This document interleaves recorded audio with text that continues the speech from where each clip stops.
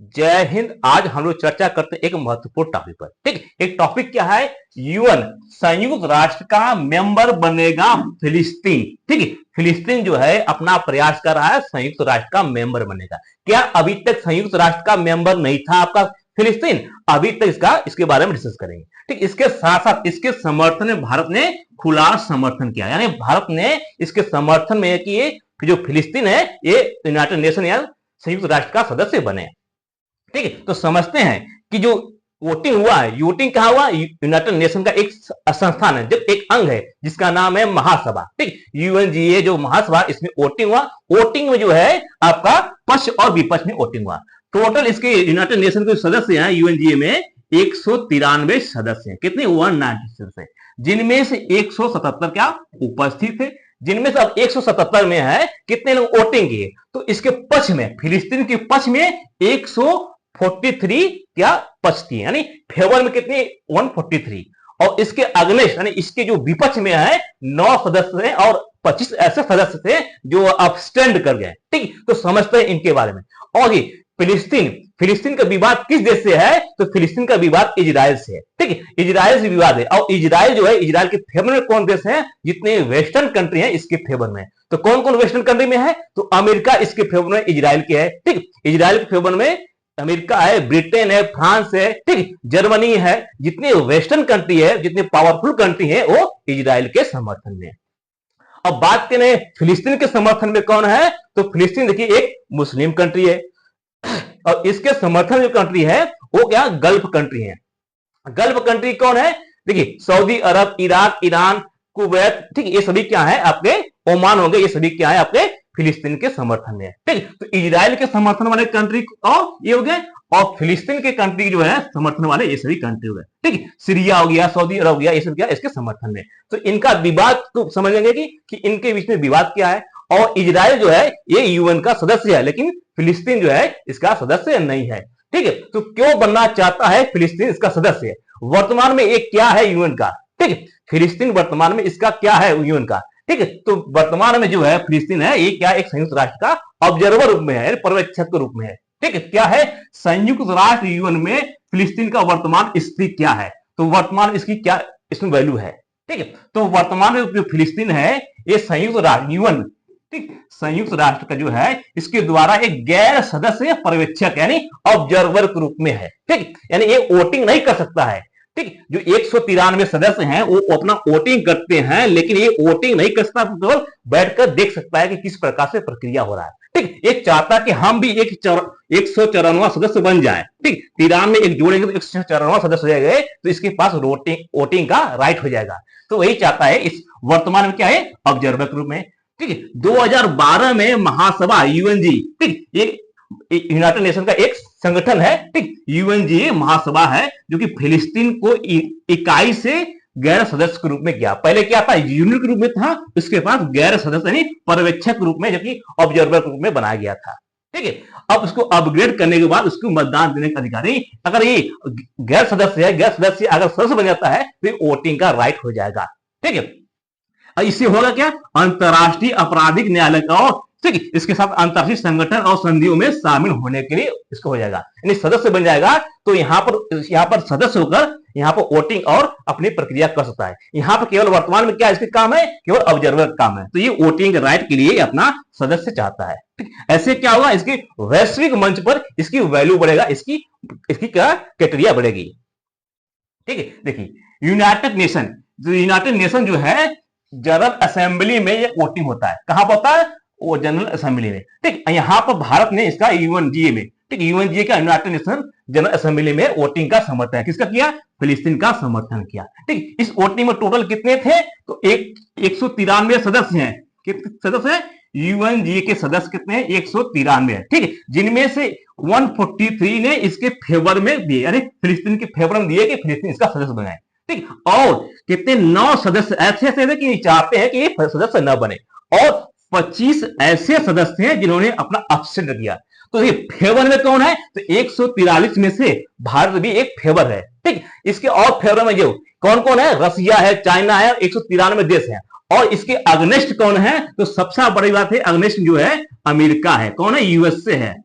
USA क्या है, इसके फेवर में नहीं है, ये चाहता है अमेरिका कि इसके फेवर में। इसी प्रकार से हंगरी है, ठीक, बहुत से छोटे देश हैं जो कि इसके फेवर में नहीं है, और 25 ऐसे देश हैं जो कि अब्सटेंड करें। इनमें से महत्वपूर्ण कौन है, यूके, ब्रिटेन। ब्रिटेन जो है इसके यानी वोटिंग ही नहीं डाला, ठीक है। और पश्चिम में कौन था, तो चाइना हो गया, रूस हो गया, फ्रांस हो गया, भारत हो गया, ऐसे बहुत से सारे देश हैं, 143 देश है जो कि इसको समर्थन किए कि वोटिंग के लिए, ठीक है। तो समझते हैं कि क्या अब ये सदस्य बन जाएगा कि नहीं, क्योंकि यहां पर अमेरिका ने वोटिंग नहीं किया है, अमेरिका ने चाह रहा इसको वोटिंग इसके विपक्ष में किया, तो ये बन सकता है कि नहीं। देखिए ये क्या है, यूएनजी का बैठक है, इसलिए मेंबर है, ठीक। कितने सदस्य हैं, 193 में से 177 सदस्य क्या उपस्थित थे, इन्होंने इसी में से कुछ ने वोटिंग किया, कुछ ने अगेंस्ट किया, और कुछ ने अपना अब्सटेंड कर दिया, ठीक है। देखिए ये क्या है, यूनाइटेड नेशन। यूनाइटेड नेशन के कितने ऑर्गन्स है, मेन ऑर्गन 6 है, कितने, एक है जनरल असेंबली, इसी में क्या है 193 सदस्य थे, ठीक। इसी में जो इसके फेवर में हुआ 143 इसके सदस्य यानी इसके फेवर में हुआ, 9 इसके अगेंस्ट हुआ, और 25 जो है यहां से क्या हुए, 25 इन्होंने अब्सटेंड कर दिए, ठीक। अब देखिए अब यहां से हुआ ये एक प्रकार क्या संसद, ये जो है ये संसद यूनाइटेड नेशन का, यूएन का एक प्रकार का संसद कहिए, ठीक है। जनरल असेंबली एक प्रकार का संसद है, ठीक। अब यहां से तो पास हो गया, 143 से तो पास हो गया, लेकिन अब जाएगा कहां, अब जाएगा सिक्योरिटी काउंसिल, कहां जाएगा, यसी में जाएगा सिक्योरिटी काउंसिल में, और सिक्योरिटी काउंसिल में टोटल 15 मेंबर होते हैं, जिनमें से 5 परमानेंट, 10 नॉन परमानेंट, ठीक है। और जो 5 परमानेंट मेंबर है इनका कार्यकाल आजीवन होता है, और 10 जो नॉन परमानेंट है इनका कार्यकाल केवल 2 वर्ष होता है, कितने,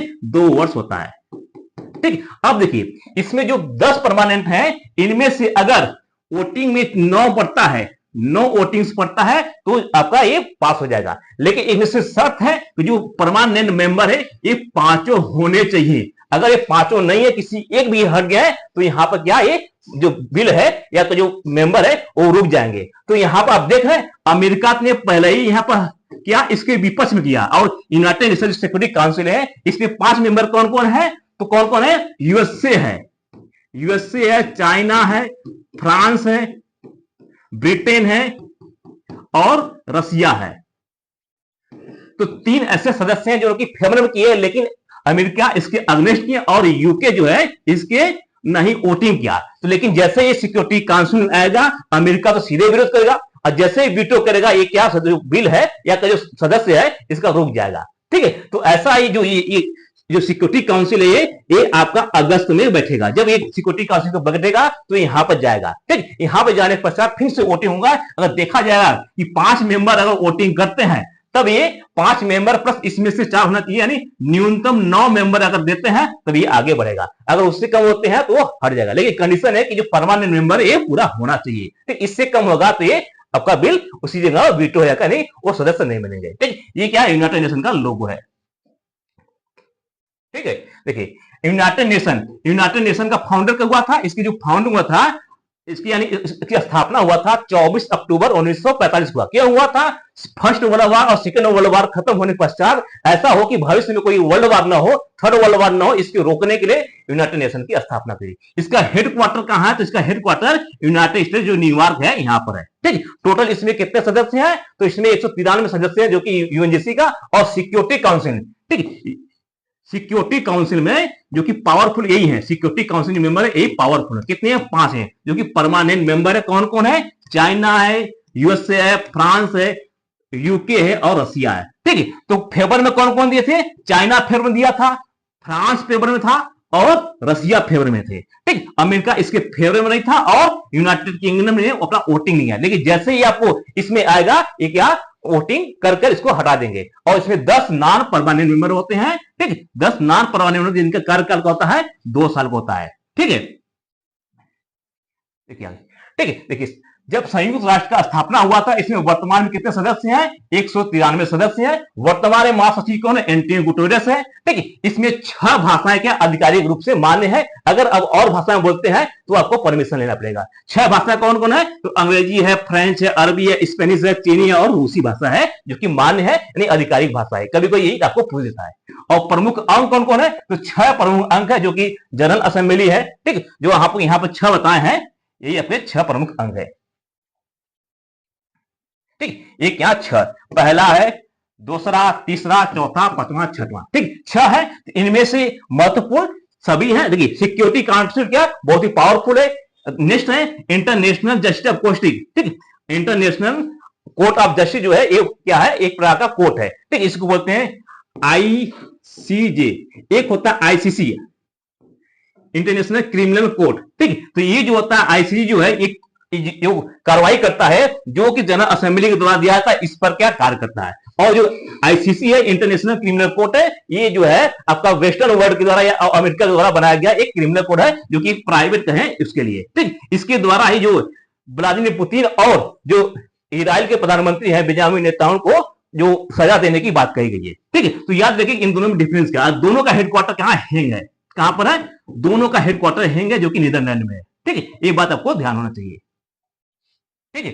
देखिए ये बता दिया आपको, आगे देखिए ये क्या है, इजराइल और फिलिस्तीन का विवाद क्या है, ठीक है। महत्वपूर्ण ये है क्योंकि इसी के कारण जो है आगे जो है जो फिलिस्तीन की चर्चा हो रही है, ठीक है। देखिए जब आपका सेकेंड वर्ल्ड वॉर हुआ था, फर्स्ट और सेकेंड वर्ल्ड वॉर, तो वहां पर एक देश था, ठीक है, जो उसमें क्या ब्रिटेन और जर्मनी में क्या युद्ध था। तो ब्रिटेन, देखिए ये क्या इजराइल है, तो वर्तमान में इजराइल कहां, यहां पर है, ये नक्शा इस प्रकार से है, ठीक है। तो इजराइल है। तो जब सेकेंड वर्ल्ड वॉर हुआ था, फर्स्ट और सेकेंड वर्ल्ड वॉर, तो एक देश था फ्रांस और ब्रिटेन जो एक साइड थे, यानी मित्र राष्ट्र, और जो है उसके विपक्ष में कौन थे, जर्मनी था। तो जर्मनी में एक माइनॉरिटी कम्युनिटी था, क्या थे, जर्मनी में एक माइनॉरिटी कम्युनिटी था, समुदाय था जिसका नाम था यहूदी, ठीक। वहां पर जनसंख्या कम था और ब्रिटेन ने यहूदियों से करार किया कि आप हमको युद्ध में जितवाइए, अब हमको युद्ध में सपोर्ट करिए, हम आपको एक देश देंगे। और देश कौन था ना दिए थे, वो दिए थे आपको फिलिस्तीन का करार किया। यानी फिलिस्तीन को पता नहीं था कि हमारे सौदा हो गया, और ब्रिटेन ने इसको क्या है, ब्रिटेन ने फिलिस्तीन के योद्धियों को कहा कि हम आपको एक देश देंगे, इसलिए योद्धियों ने सोचा जो जर्मनी था उस पर सपोर्ट नहीं किए। और जब युद्ध हार गए जर्मनी, तो जर्मनी में एक व्यक्ति हुए, कौन थे, हिटलर। हिटलर ने रिसर्च किया कि आखिर हम लोग हारे क्यों, क्योंकि हम लोग पावरफुल थे।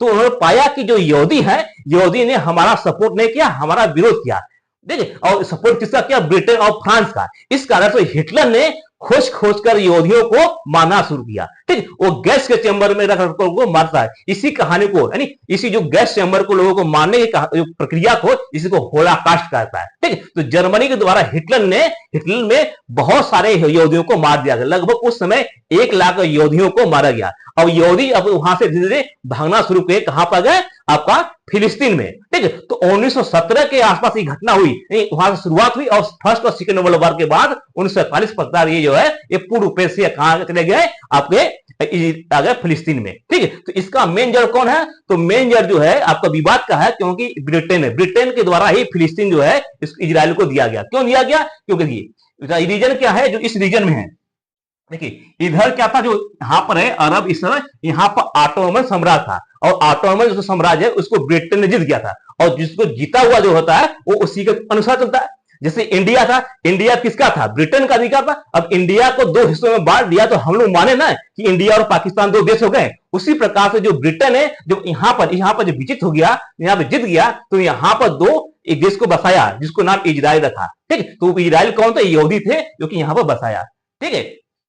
तो समझ गए। देखिए वर्तमान में क्या है, ये क्या फिलिस्तीन है, ये पर इजराइल है। तो वेस्ट बैंक और गजा जो है ये क्या है, फिलिस्तीन का। बाकी जो हिस्सा है जो आपको ऑरेंज दिख रहा है, ये कौन सा हिस्सा है, ये इजराइल का है। तो वर्तमान में जो है केवल फिलिस्तीन इतने ही है। ये क्या है, फिलिस्तीन में मैक्सिमम जो है मुस्लिम कंट्री है, यानी मुस्लिम पॉपुलेशन है, ठीक। ये 2 हिस्सा जो है फिलिस्तीन का है, ठीक है। तो समझते हैं कि फिलिस्तीन यहां पर आने का रीजन क्या था, क्योंकि वहां पर जो है जो यहूदी है उनको बहुत अधिक प्रताड़ित होने लगा जर्मनी में, इसलिए भागकर यहां पर आने का रीजन ये था कि यहां पर ठीक है पवित्र स्थान जेरूशलेम है जो कि यहूदियों का पवित्र स्थान है, ठीक है। तो इसलिए और थे कि यहां पर आने की कोशिश किए थे।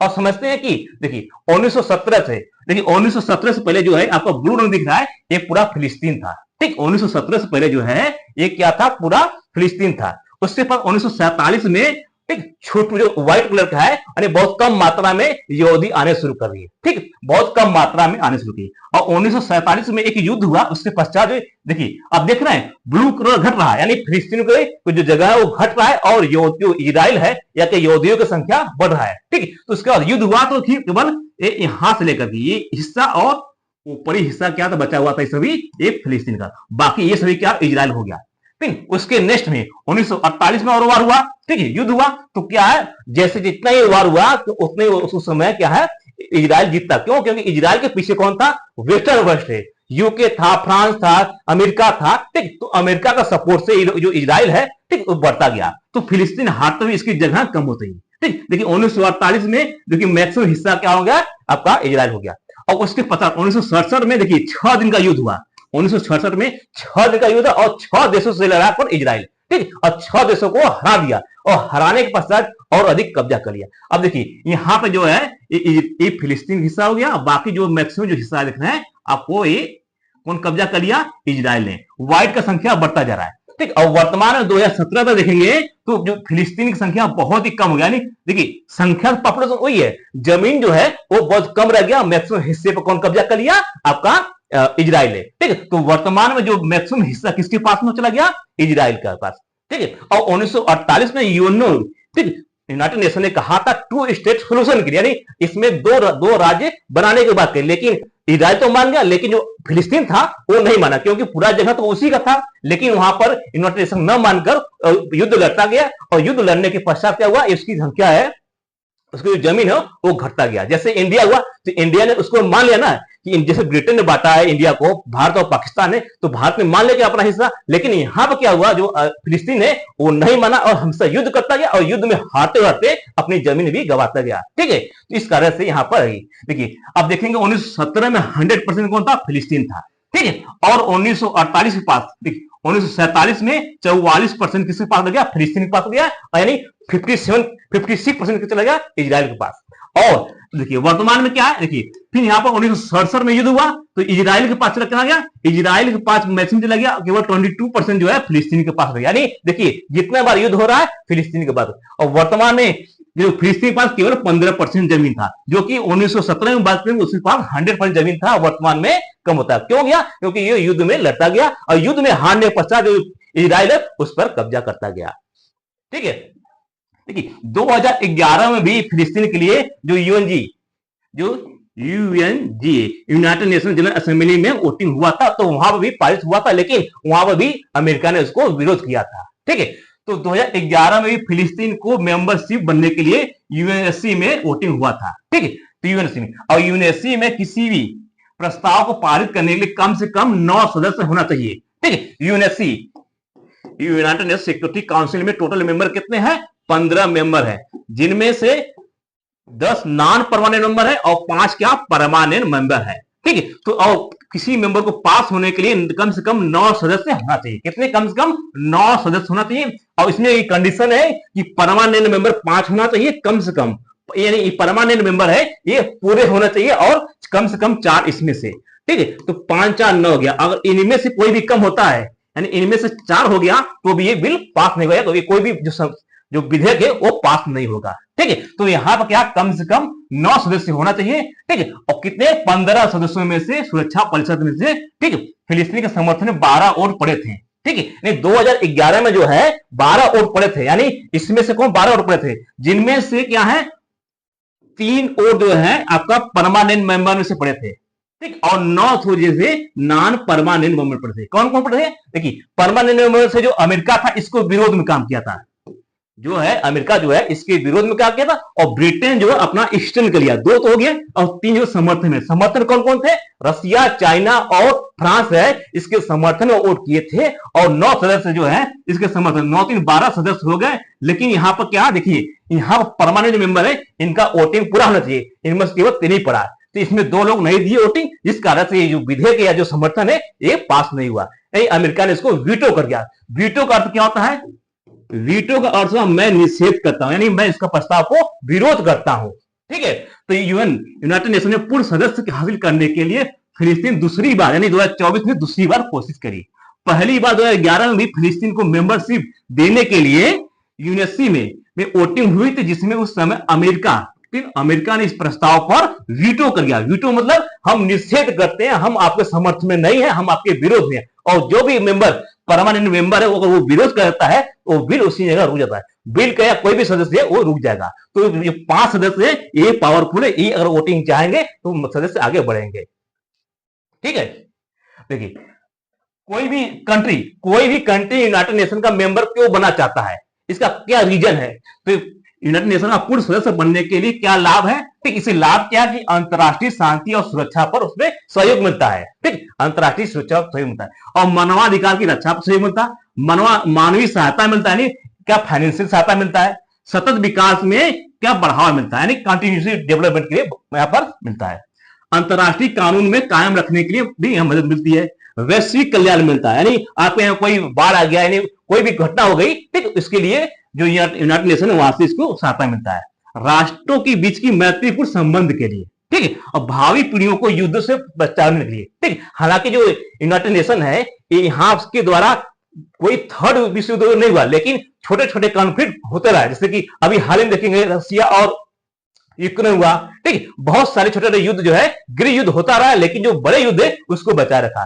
तो यूनाइटेड नेशन का एक ही बस पावरफुल काम हुआ है, जो कि अभी थर्ड वार नहीं हुआ, क्योंकि देखिए फर्स्ट और सेकेंड वार, फर्स्ट वर्ल्ड वार 1914 से लेकर 1918 के बीच में हो गया था, और सेकेंड वर्ल्ड वार 1939 से लेकर 1939 से मिलकर 1939 से लेकर 1945 में हो गया। यानी देखेंगे तो इसके बीच में लगभग 20 वर्ष के अंतर्गत एक वर्ल्ड वार हो गया। लेकिन वर्तमान में देखेंगे 2024 हो गया, लगभग 80 साल, कितने 80 साल हो गए, लगभग 80 साल में कोई थर्ड वर्ल्ड वार नहीं है। तो यूनाइटेड नेशन का जो एक उपलब्धि यही है कि इसने थर्ड वर्ल्ड वार को अभी तक रोका हुआ है, लेकिन छोटे छोटे युद्ध क्या होते रहे, और सब मुद्दे पर ये फेल मान सकते हैं। ठीक है, देखिए एक क्वेश्चन बहुत ही इंपॉर्टेंट पूछता है, कभी कभी समाचार पत्रों में टू स्टेट सॉल्यूशन शब्द का उल्लेख किस संदर्भ मिलता है। ठीक, यानी 2 राज्य बनाने का उल्लेख किस मिलता है, तो 4 ऑप्शन है, चीन, इजराइल, इराक, ईरान। ठीक है, तो कौन सा ऑप्शन है, इजराइल। ठीक, इजराइल कहीं फिलिस्तीन दोनों आएगा, क्योंकि इजराइल और फिलिस्तीन 2 देश बनाने की बात हो रही। 1948 में जो है आपका यूएनओ के द्वारा ये कहा गया था, और इसका समर्थन जो है इंडिया भी करता है। इंडिया भी कहता है कि हम यूएनओ को मानते हैं, इसलिए यूएनओ जो कहेगा वो हम भी फॉलो करेंगे। तो यूएनओ कहा कि 2 स्टेट सॉल्यूशन के लिए, तो भारत भी इसका समर्थन करता है कि 2 स्टेट सॉल्यूशन, 2 देश बने, दो देश एक साथ एग्जिस्ट करें, इसकी मान्यता, इसकी जो मानने की प्रक्रिया है यूएनओ करता है, और भारत भी इसका समर्थन करता है। आई होप कि आप अच्छी से समझ गए कि यूएनओ का जो सदस्य बनने के लिए क्या क्या प्रक्रिया है, इनमें कितने सदस्य हैं, और इनके क्या क्या महत्वपूर्ण प्रक्रिया है, कि क्यों बनना चाहते हैं, इन सभी बारे में आप लोग डिटेल से समझे होंगे। मिलते हैं नेक्स्ट वीडियो में। जय हिंद।